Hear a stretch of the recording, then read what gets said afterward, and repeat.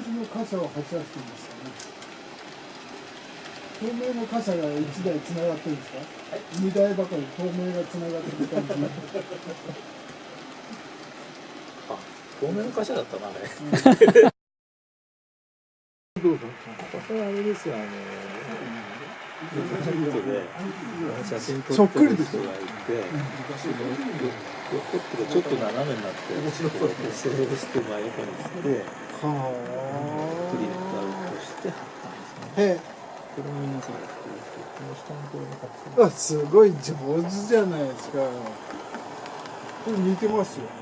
似てますね、なんかね。言われてみるとそう。ねえ。違和感ないですよね。そうですよね。すごいなあ。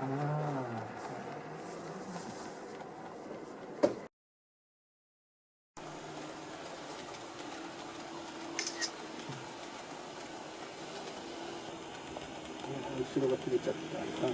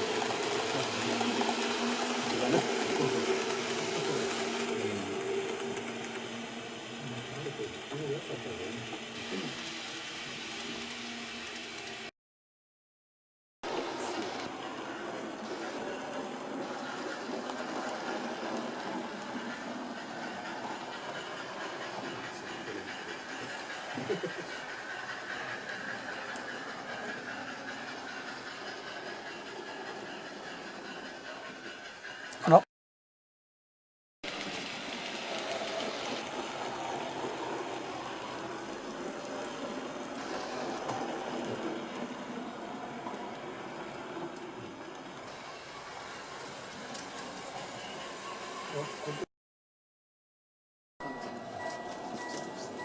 開いてないじゃない。